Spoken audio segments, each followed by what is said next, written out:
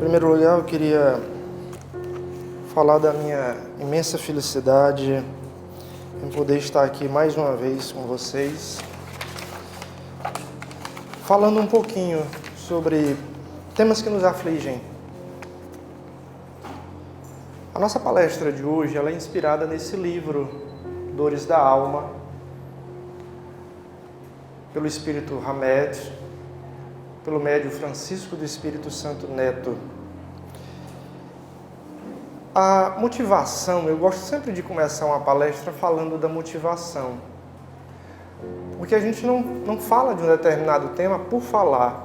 Existe sempre uma justificativa, existe sempre um motivo. E o principal deles é justamente o atendimento fraterno, ou o diálogo fraterno que fazemos aqui. As dores da alma afligem a todos nós, incluindo espíritas ou não. Não é por sermos espíritas que não sentimos essas dores. Afinal de contas, somos imperfeitos, como todos os irmãos. Estamos nessa jornada de desenvolvimento espiritual e precisamos aprender, precisamos burilar os nossos vícios e desenvolvermos as nossas virtudes. E na experiência do diálogo fraterno, do atendimento fraterno, não só eu, como vários colegas desta casa e de outras casas espíritas, recebem frequentemente os mesmos questionamentos. E percebemos que esses temas recorrentes, eles fazem parte do livro. Então, por que não uma palestra em que a gente possa fazer um grande atendimento fraterno, um grande diálogo fraterno, só que de uma forma diferente. No diálogo fraterno a gente escuta mais. Na noite de hoje, eu vou abordar os temas que frequentemente nos são apresentados nos momentos em que somos chamados para conversar com amigos, com irmãos que passam por dificuldades.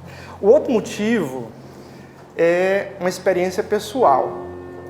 E eu faço questão de colocar essa experiência pessoal porque, a princípio, o livro não me causou uma boa impressão. Eu estava uma vez assistindo uma palestra na Federação e fui até a biblioteca no final e, olhando alguns livros, me dei de cara com esse título que me impactou: As Dores da Alma. De repente eu fiquei numa curiosidade terrível de que dores são essas? Será que eu me identifico com alguma coisa? Peguei o livro, olhei o índice do livro, o sumário do livro, e ali encontrei algumas coisas: inveja, orgulho, vaidade, culpa, preocupação. E eu olhei assim, é interessante, é bom saber a visão espírita sobre esses temas. Eu tenho interesse nesse livro.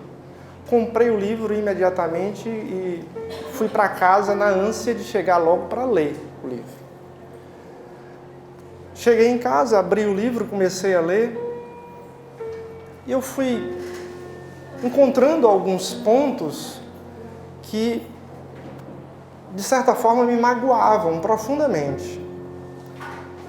E eu olhava e dizia, mas eu não posso me encaixar aí nesse vaidoso, nesse orgulhoso. Eu não tenho essa culpa. Peraí, eu não sou egoísta assim. E aí eu olhei o livro, virei o livro e disse, peraí, esse livro é espírita mesmo? Será que o que está aqui é realmente embasado no espiritismo? Eu comecei a duvidar. Então eu peguei o livro e guardei o livro. Eu disse, não vou ler isso aqui não gostei não, me arrependi, eu acho que eu vou trocar esse livro. Não gostei, o livro é péssimo. E guardei o livro. O livro ficou guardado no meu armário por anos. E um determinado dia eu disse, vou arrumar aqui as coisas, vou tirar o que eu não preciso mais, tirar algumas coisas do lugar, vou dar algumas coisas, dar alguns livros. O primeiro livro que eu vou dar é esse, As Dores da Alma, porque não presta, esse livro não é bom. Então separei o livro e sempre que eu ia levar alguma coisa, eu esqueci o livro. Então eu botei em cima da minha televisão no quarto, digo, não tem jeito, quando eu sair eu vou pegar o livro e vou levar. Então eu saía, olhava para o livro e alguma coisa fazia com que eu não pegasse o livro. Eu ia embora e voltava. E um certo dia eu disse, espera aí, deixa eu sentar que alguma coisa está acontecendo. Eu já dei tudo que era para dar, que eu não estava mais usando. Esse livro já deixei aqui várias vezes e não consigo levá-lo. Deixa eu olhar para ver o que tem nesse livro que eu não gostei, que eu nem me lembro mais, já estava com mais de ano. Eu comecei a ler o livro e comecei a perceber que aquelas palavras não eram mais tão ofensivas como eu percebia da primeira vez. Aquelas palavras já não me torturavam mais como da primeira vez. E aí, de repente, eu comecei a ler o livro, devorando página por página. Ao terminar, veio aquela satisfação e eu não consegui entender por que eu não consegui ler o livro na primeira vez e por que eu detestei tanto esse livro. E percebi que com o passar do tempo, após frequentar o centro espírita, após ler alguma coisa, eu verifiquei que naquele momento eu estava mais preparado para ouvir as verdades que eu não queria ver. Eu estava mais preparado para me ver como eu não queria me ver. Muitas vezes a gente vê e não se enxerga. A gente se olha no espelho e não se reconhece. Em todas as mensagens que foram lidas ou foram feitas nas canções que foram mostradas nos slides, tem sempre um ponto em comum. Nós precisamos fazer algo para mudar a nossa realidade enquanto seres humanos. Nós precisamos mudar o nosso comportamento, o nosso ser. E para isso é preciso fazermos esse autoconhecimento. Essa reforma íntima, é preciso que a gente se olhe no espelho e se enxergue. É preciso que a gente veja os nossos defeitos, mas não se irrite com os defeitos, muito pelo contrário, que possamos agradecer por tê-los. Que nós possamos nos tolerar, que nós possamos nos aceitar enquanto seres humanos. E na noite de hoje a gente vai perceber que todas essas dores ou esses vícios, eles fazem parte do nosso processo de evolução. Nós não nascemos prontos e acabados. Muito pelo contrário, ao inverso do nosso corpo físico, a nossa alma, à medida que nós vamos envelhecendo fisicamente, nós vamos evoluindo mais, porque nós vamos adquirindo experiências, nós vamos suplantando obstáculos e barreiras, e vamos percebendo que aqueles traumas, aquele posicionamento recorrente da nossa infância é fruto da nossa imaturidade. A experiência pressupõe esse reconhecimento de maturidade. Temos que nos tornar cada vez mais maduros. E amadurecer não é fácil, é difícil. Pressupõe não só a boa vontade, mas pressupõe também uma ação, um agir. Muito bem, Luciana, vamos dar início. Eu acredito que todo mundo esteja curioso para saber que dores são essas. Na realidade, pessoal, quando se fala em dores, a gente deve observar o seguinte. No nosso corpo físico, quando a gente adoece, a gente procura um médico, a gente procura um tratamento. Mas quando a dor não é física, quando essa dor é da alma, geralmente a gente faz simplesmente se queixar. Nós nos queixamos da nossa infelicidade, nós nos queixamos do nosso destino, nós nos queixamos de tudo. E nós somos extremamente preocupados. Nós nos preocupamos com tudo, menos com o presente. A gente se preocupa mais com o futuro. E a gente fica sempre se angustiando, tentando controlar o que vai acontecer amanhã. Eu coloquei aqui perguntas para que vocês se identifiquem, se vocês são assim. Vocês se angustiam por querer controlar os fatos do amanhã? Por querer controlar o que vai acontecer? Amanhã eu tenho entrevista de emprego, como será? Como é que eu vou fazer? Você quer controlar tudo, você quer controlar a sua vida pessoal, a vida dos outros, você quer controlar o trabalho, você quer controlar tudo. E essa preocupação, ela não é do todo ruim. A gente não pode confundir preocupação com prudência. Então quer dizer que a gente não deve se preocupar? Não, a preocupação é normal. É prudente nos preocuparmos com os acontecimentos do dia a dia, com a nossa vida. Nós não seríamos irresponsáveis em achar que nós deveríamos não nos preocupar com nada. Mas a preocupação, ela passa a ser angustiante e paralisadora. Porque você se preocupa tanto com o que vai acontecer, com o que pode acontecer, que você esquece de viver o hoje. Que o que vai acontecer amanhã não depende da sua preocupação. Depende daquilo que você faz hoje, depende das suas escolhas, depende dos seus atos. Então eu não vou fazer escolhas, eu não vou me esforçar, eu não vou me desenvolver, vou ficar apenas esperando, aguardando, angustiado com aquela preocupação. Então a preocupação nesse momento, ela passa a ser angustiante. E isso para a gente é uma dor. Ninguém aguenta ficar com aquela preocupação, com aquela angústia, com aquela ansiedade. E isso já passa a ser torturante para cada um de nós.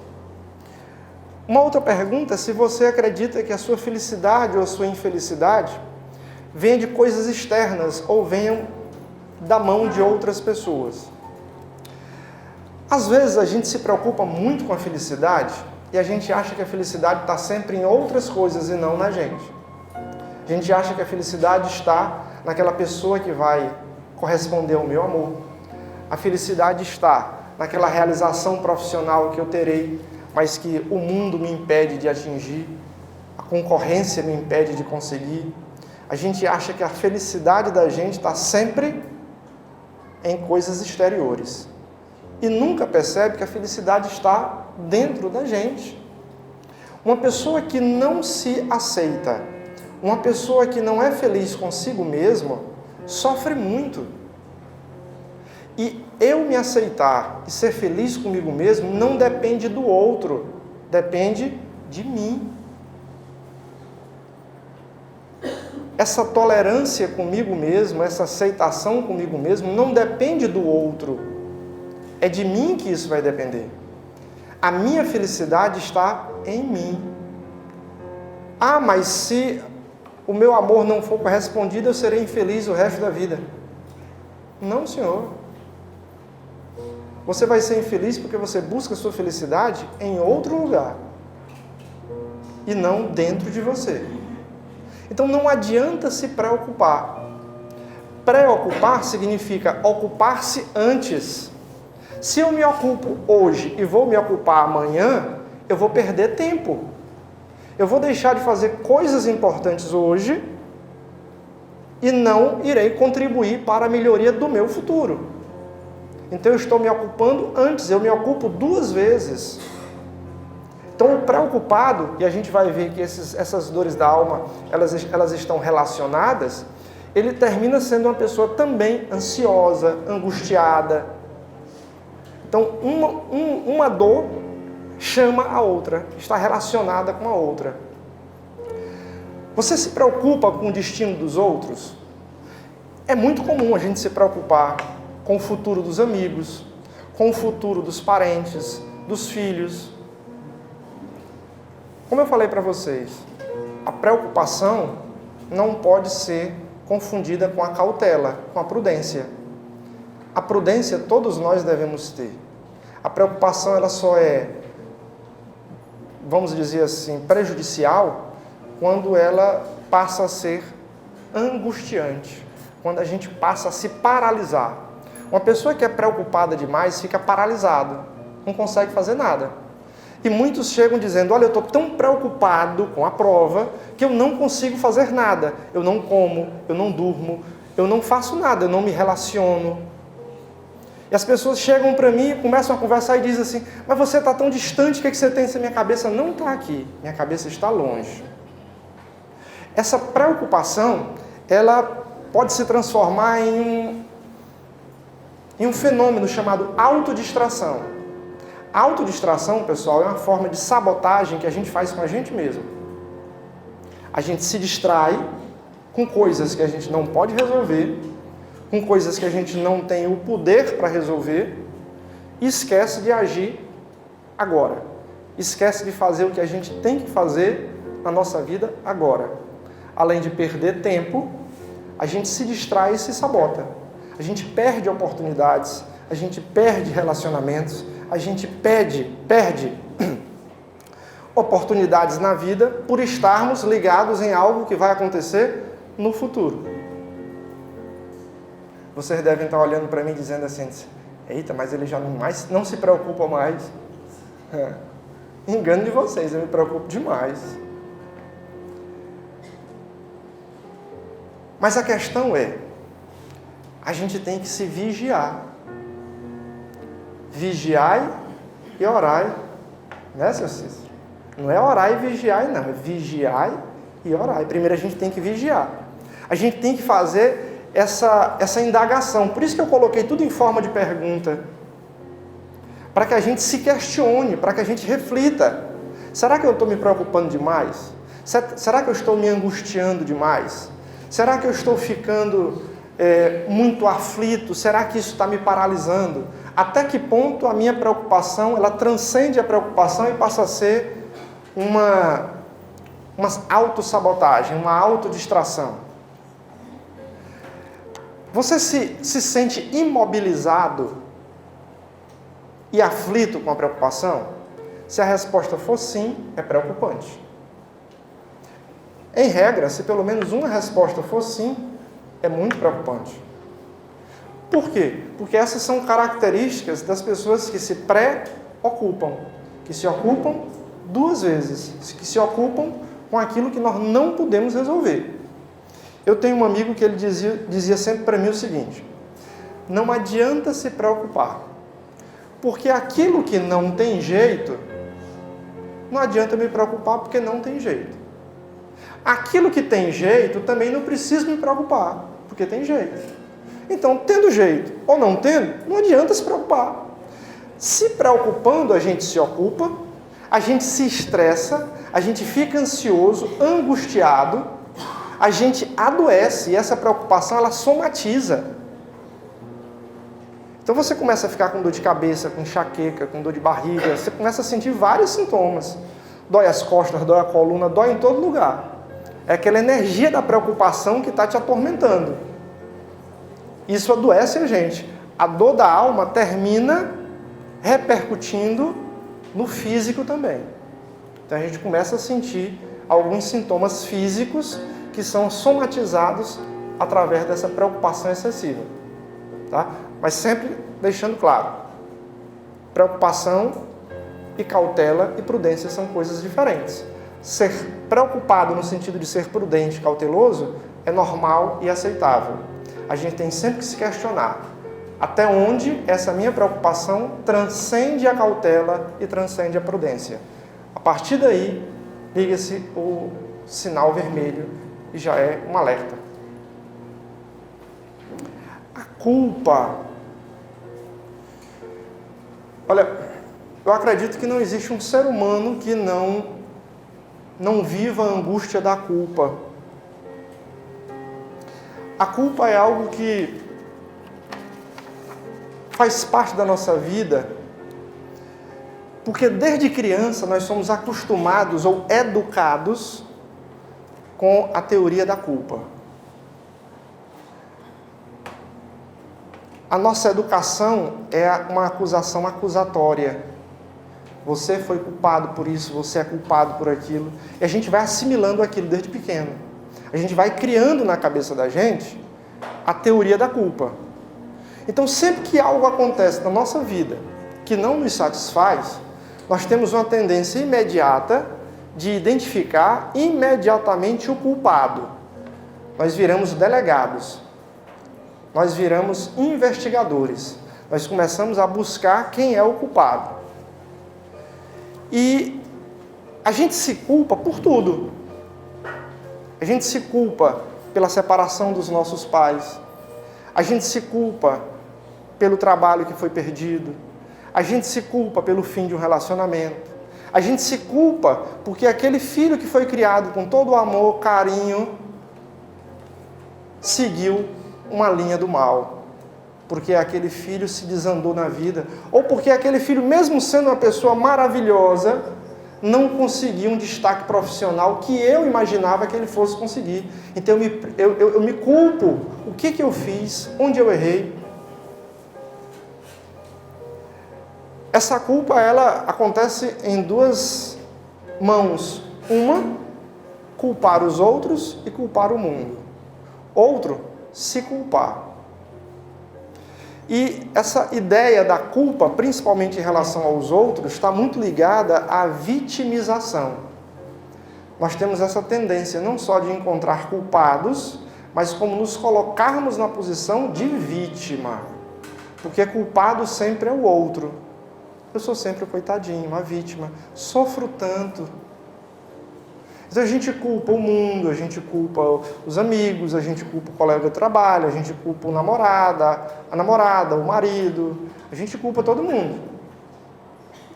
E a gente se culpa muito mais porque a gente valoriza muito o que as pessoas pensam.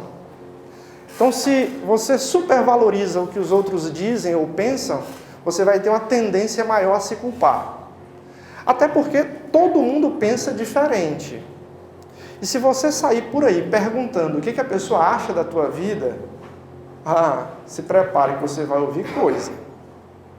Desde aqueles mais exagerados para o lado positivo, até os mais exagerados do lado negativo.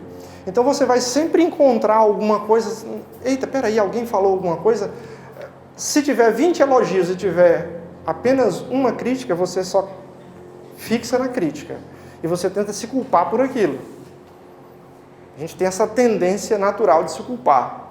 E essa tendência a se culpar é justamente em virtude da nossa imaturidade. Nós não somos imaturos fisicamente, nós somos imaturos espiritualmente. Mas não seria de estranhar que fosse o contrário. Afinal de contas, nós estamos aqui não é para aprender. Nós estamos nesse mundo material, não é para aprender, para desenvolver os nossos valores e para extirpar os nossos vícios. Então é normal que a gente tenha essas limitações. E para isso a gente tem que se tolerar e se aceitar e não se culpar. A culpa muitas vezes é um instrumento de fuga. Nós nos culpamos para fugir da nossa realidade. Aquela história do espelho que você olha e não se enxerga. Você não quer se ver como você realmente é. Então a gente termina se culpando. Você se irrita com críticas? Quem é que não se irrita? Todo mundo se irrita com crítica. Mas quando a crítica vem, você não recebe a crítica apenas como uma sugestão de modificação. Você recebe a crítica muitas vezes como uma ofensa. E se ela veio, você tem culpa de alguma maneira. Então você fica procurando qual é a sua culpa em relação à crítica que você recebeu. Você se culpa com frequência? Eu acredito que vocês também se culpem. Eu me culpo muito. Mas eu procuro não fazer, procuro não exagerar. Por sermos humanos e falíveis, todos nós nos culpamos. Mas nós temos que buscar controlar a racionalidade disso. Quando eu tiver um pensamento que envolva culpa, eu tenho que questionar, esse pensamento é racional? Poderia se exigir um comportamento diferente do que eu tomei? Seria razoável? Por quê? Porque muitas vezes a gente se coloca numa capa de super-herói. Principalmente quando somos pais e mães. Porque a gente acha que tem responsabilidade e nós temos uma meta a atingir para desenvolver os nossos filhos e levá-los à felicidade. E quando tudo aquilo que a gente pensa não consegue atingir o seu objetivo, a gente começa a se culpar. E a gente se culpa não é pelo que aconteceu, é pela imagem que nós projetamos. Nós alimentamos os nossos pensamentos, então nós alimentamos também as nossas culpas. o pensamento de culpa vem, mas eu não sou obrigado a alimentá-lo. Eu posso dizer, culpa, fica bem aí do lado de fora, que eu não vou entrar nessa. Não seria razoável agir de outra maneira. Então fica aí, que eu vou continuar a minha vida. Você se aceita com todos os seus defeitos e as suas limitações? Bom, para que a gente não se paralise pela culpa, é muito importante que a gente se aceite. É muito importante que a gente se tolere e que a gente tenha consciência de que nós somos falíveis. Nós não somos seres virtuosos, nós nos tornaremos seres virtuosos. Estamos aqui para aprender. Então, primeiro a gente tem que se aceitar, se compreender, ver as nossas limitações e ver também a limitação do outro, porque a gente culpa muito o outro também, né? A gente tem que perceber essa limitação, não só nossa, como do outro também. A crueldade ou a autocrueldade. Nós somos muito cruéis, e esse foi um dos pontos do livro que mais me chamou a atenção, porque eu não coloquei na mesma ordem. A primeira ordem é crueldade, e o primeiro tópico que eu li foi crueldade. Eu digo, eu não sou cruel, mas na realidade todos nós somos cruéis quando nós faltamos com a caridade, nós criticamos muito as pessoas, isso é crueldade, nós exigimos mais do que a pessoa pode fazer, isso é crueldade também. Nós impomos um modelo de ação, de conduta, de ser, de amor. Isso é crueldade também. Então nós somos muito cruéis com as pessoas com quem nós nos relacionamos. Agora, talvez a mais velada de todas as crueldades seja aquela crueldade que a gente faz com a gente mesmo. Porque na vida a gente se preocupa muito com o que os outros pensam da gente.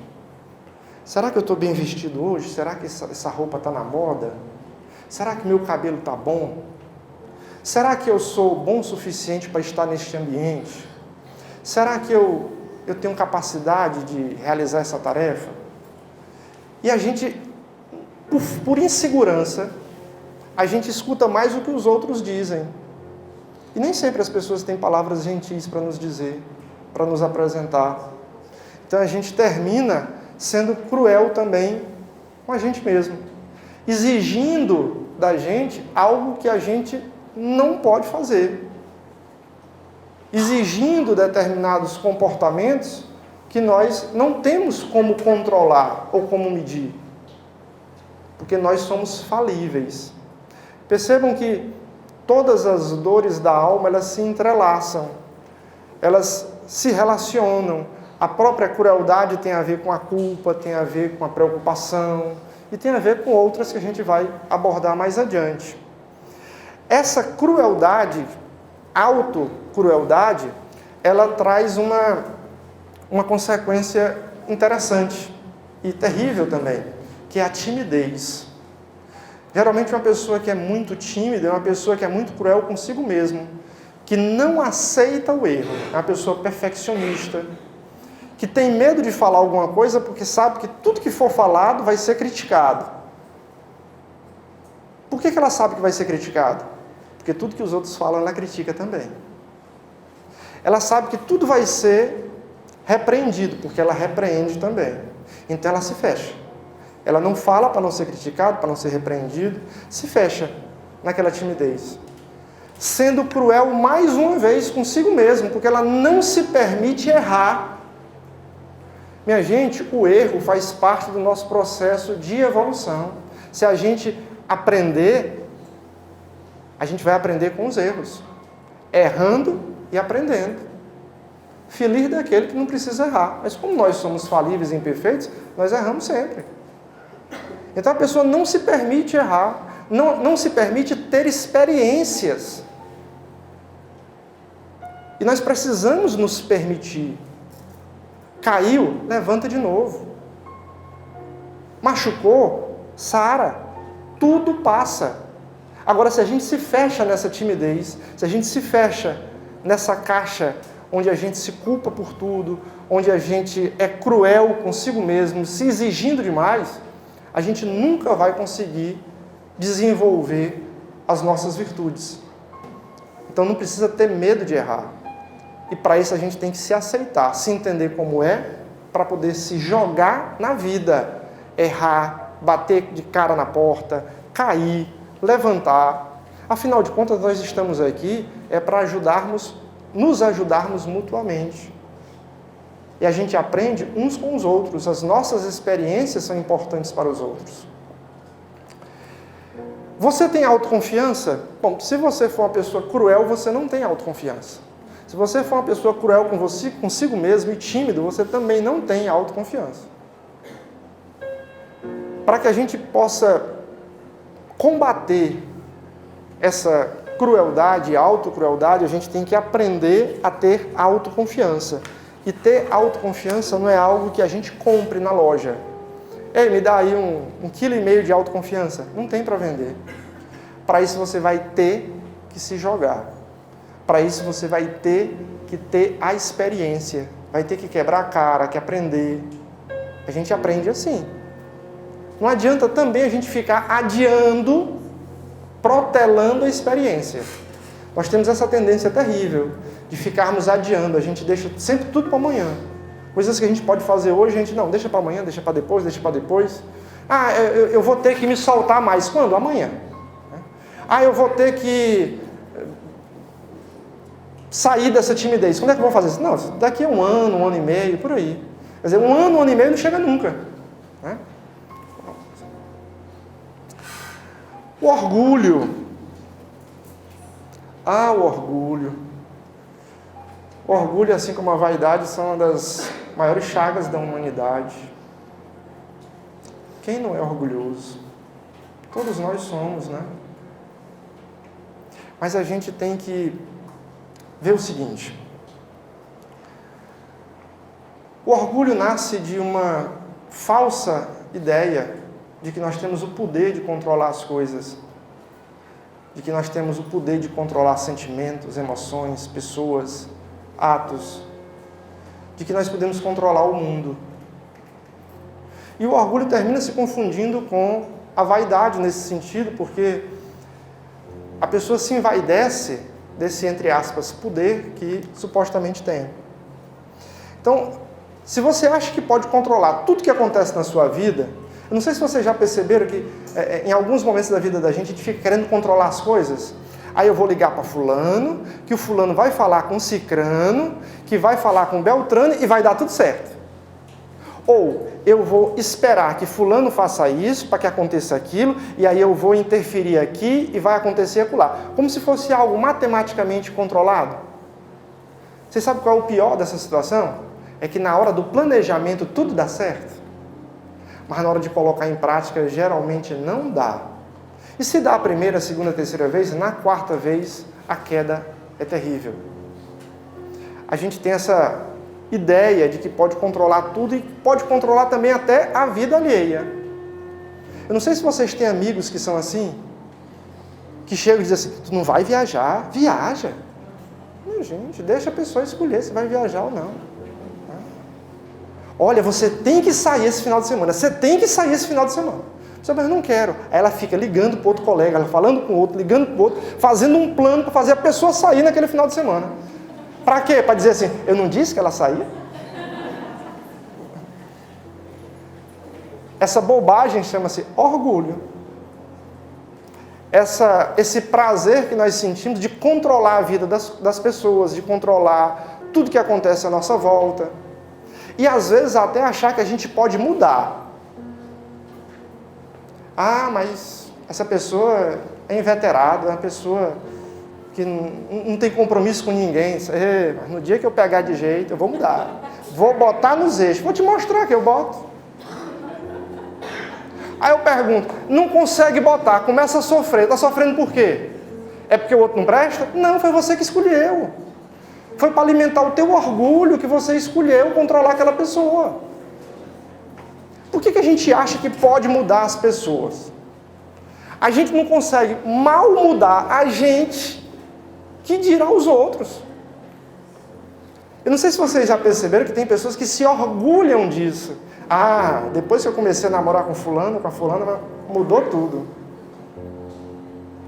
Mudou não, é só ilusão, é só nos primeiros anos, depois volta tudo de novo. Porque ninguém muda ninguém. A pessoa só muda quando ela quer mudar. A mudança não é escolha sua, é da pessoa. Quer dizer que eu não posso fazer nada para ajudar a pessoa a mudar? Pode. Fazer você pode amparar, você pode orientar. O que você não pode é controlar. Tocar a pessoa, vamos, você vai mudar, vai por aqui, não, vai por ali. E o pior é que quando não dá certo, às vezes um pequeno gesto da pessoa de insubordinação, a pessoa já se irrita. Eu não falei que não era para você fazer mais isso? Eu não falei que você não podia mais sair de dias tais ou tais? Pequenos gestos. Nós estabelecemos padrões para aquela pessoa que eu quero mudar, e o pequeno gesto, ou o pequeno deslize, causa uma irritação muito grande. Porque aquela irritação está ferindo o meu orgulho de me sentir o poderoso. A pessoa é um fantoche nas minhas mãos que eu controlo. Quando não dá certo, eu me irrito. Mas a culpa de quem é? É minha. Fui eu que escolhi.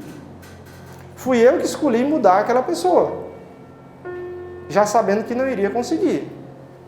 Se houver a mudança, não foi pelo meu ato, foi porque a pessoa quis mudar.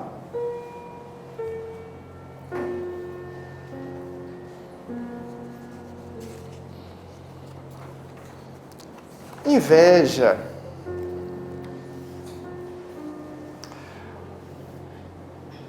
Geralmente as pessoas inseguras, supersensíveis, irritadas e desconfiadas, são pessoas invejosas.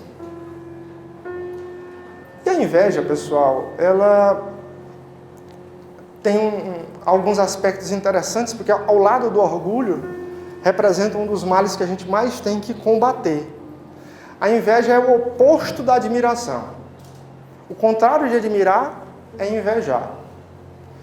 E a gente inveja quando a gente não quer assumir a nossa responsabilidade. A gente inveja uma pessoa bem-sucedida porque a gente não quer tomar a responsabilidade de lutar para ser bem-sucedido. Então é mais fácil para mim invejá-lo do que fazer o que ele faz. Eu invejo uma pessoa alegre porque eu não me vejo capaz de ser alegre também. Então eu invejo aquilo que a pessoa é. Eu projeto naquela pessoa as características que eu quero ter e invejo. E a inveja é um negócio interessante. Faz as pessoas até aprenderem oração. Eu tenho uma amiga que aprendeu a oração de emagrecer. Vou até contar para vocês, foi um sucesso danado. É a pura inveja. Você pode passar a mão na boca e limpar o veneno. Então ela diz assim: Senhor, Deus de misericórdia e bondade, permita que eu emagreça. Mas se eu não emagrecer, deixe todas as minhas amigas gordas. Pense numa inveja. Isso é inveja, não é não? A gente tem que combater isso aí, né? Pessoal, dizem que dá certo. Eu nunca tentei.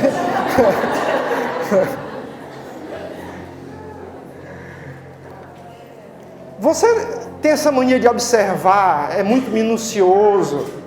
É aquele detetive da vida alheia que fica perguntando: tu viu fulano? Com quem que ele estava falando? Com quem que ela estava conversando?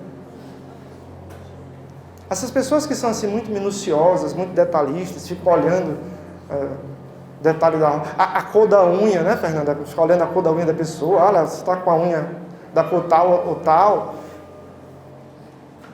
É inveja. Tá certo? Às vezes não é. Vamos dizer assim, a inveja branca seria aquela que não tem a maldade, né? Às vezes você inveja porque você quer ter, porque você quer ser também.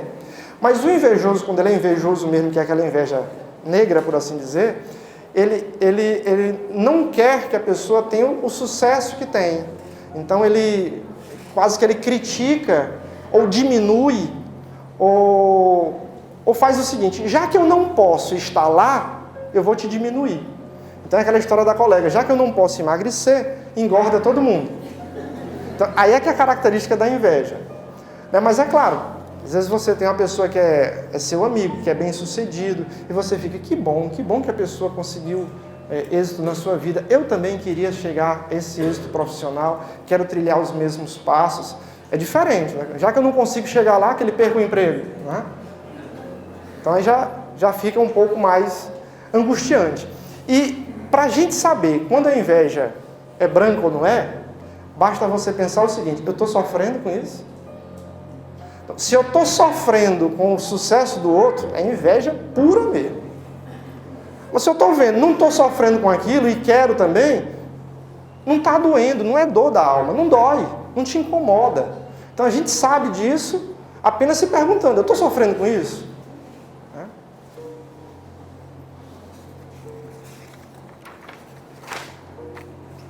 A crítica.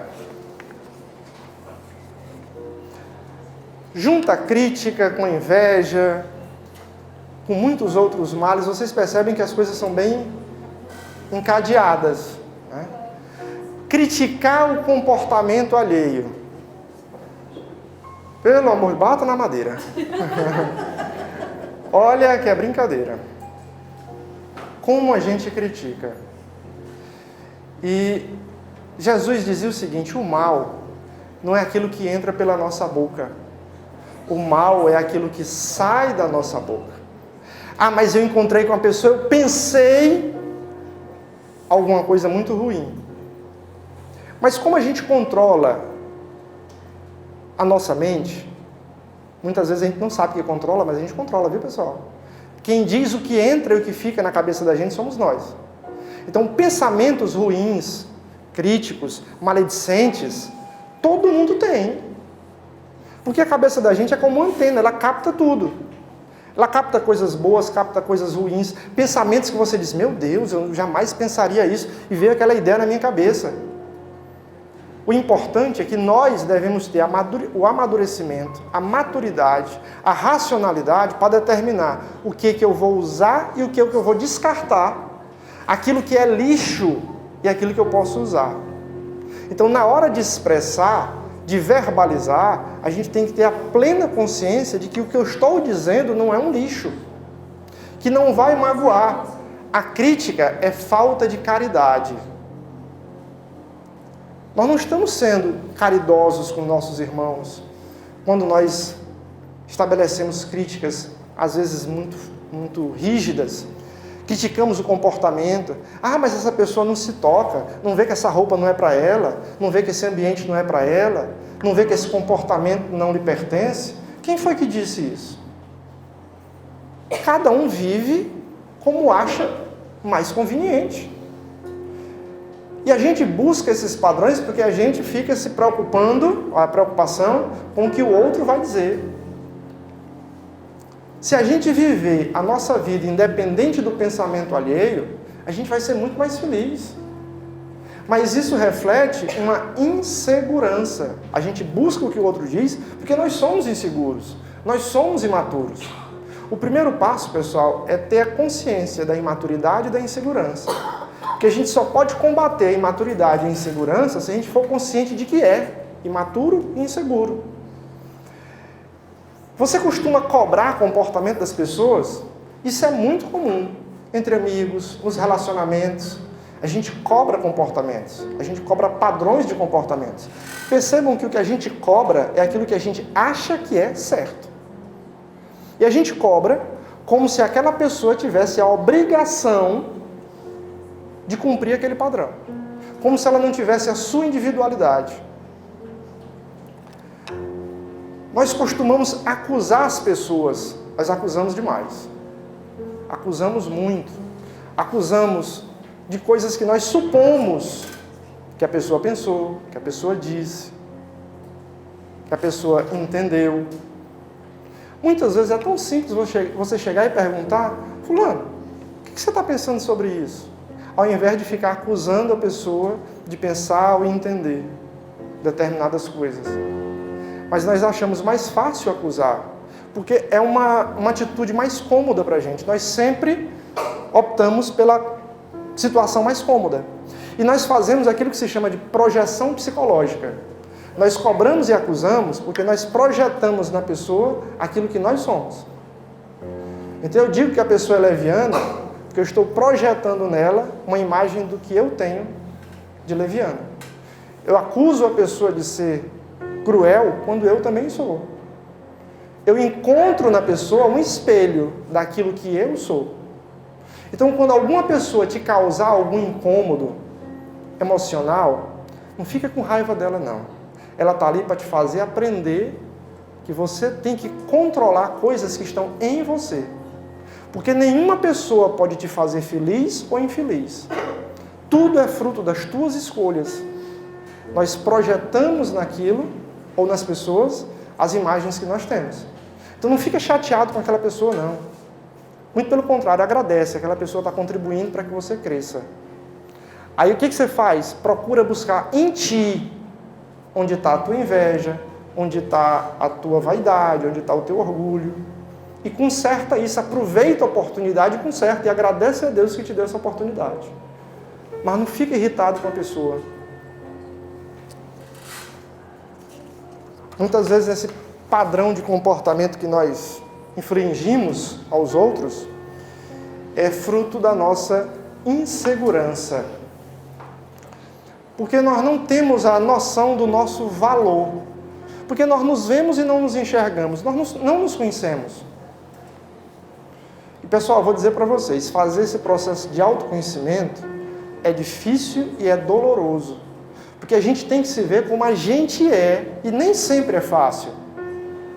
Nem sempre é fácil a gente dizer, mas eu sou limitado, eu tenho carências. Agora diga assim, diga qual é a sua limitação. Diga qual é a sua carência. Exponha. É difícil. É muito difícil. Essa insegurança nos faz com que a gente tenha o medo. O medo é fruto da insegurança. A pessoa que tem medo de amar, eu vou ser enganado de novo. Você não vai viver. A gente sofre na vida.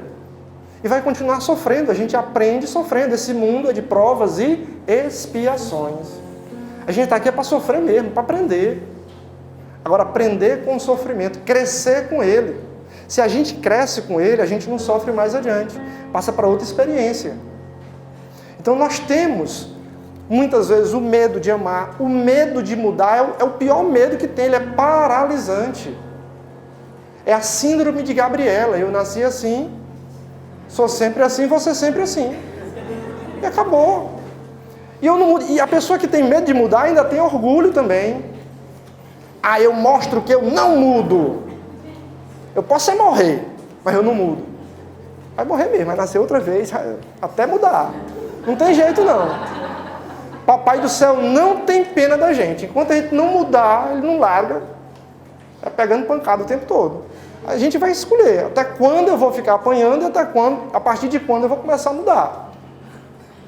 Essa insegurança não só nos traz o medo, mas como a dependência das pessoas. Porque a pessoa insegura é dependente do outro. É aquele namorado chiclete, aquela namorada chiclete que fica, você gosta de mim, você me ama. Você nunca mais me chamou de meu bem. Você não me chama mais para jantar. Não, aí já... Por que você não pegou na minha mão? Fica inseguro, aquele negócio antipático, chato. Pessoal, isso termina desgastando a relação. Porque você é inseguro e você se joga no outro como se fosse assim, uma tábua de salvação. Me segura que eu estou desesperado. Então a pessoa fica realmente cobrando muito. E quem é assim geralmente é possessivo. É possessivo com tudo. Com tudo. Se você estiver conversando com um amigo, aí chega outro colega e conversa, oi, boa noite, como é que vai? Quem é? Não é só um amigo mesmo, mas eu te conheço primeiro. Possessiva, aquela pessoa possessiva, né?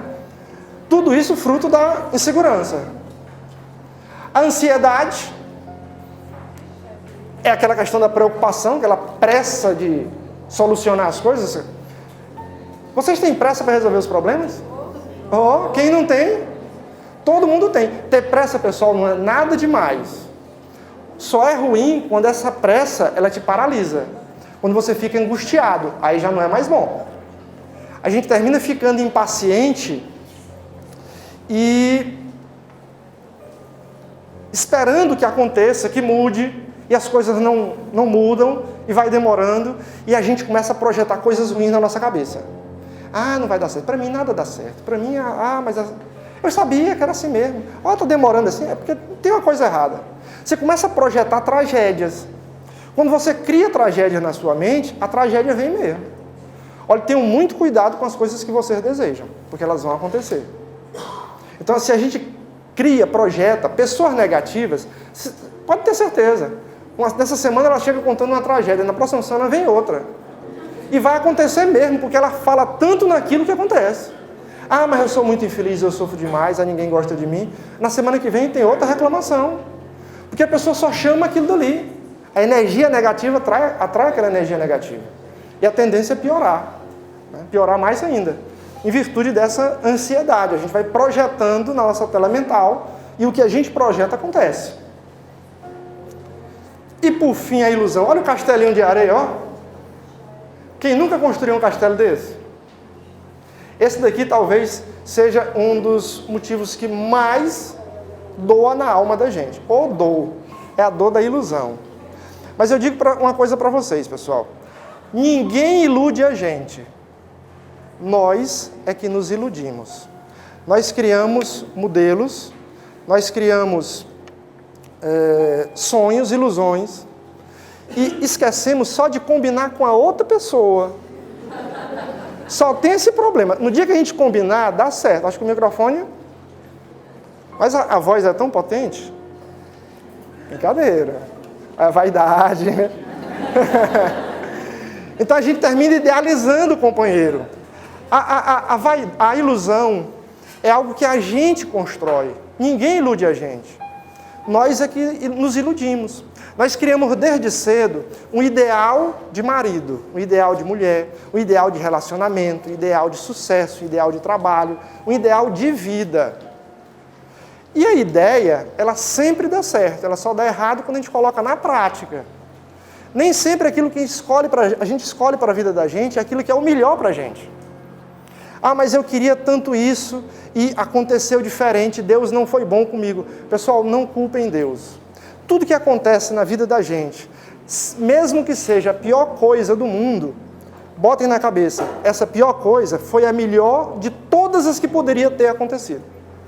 Sempre o que acontece é o melhor que Deus tem disponível para a gente, de acordo com o nosso merecimento e de acordo com o nosso grau de evolução. Mas nós não temos possibilidade de fazer nascer fantasias. Essas fantasias que nós construímos, muitas vezes nós sonhamos com esses ideais. E ninguém no mundo nasce para suprir as nossas fantasias e os nossos desejos. Todos nós somos seres independentes, com os nossos ideais, com as nossas falhas, com as nossas omissões. E ninguém é perfeito. Nós idealizamos sempre o modelo perfeito.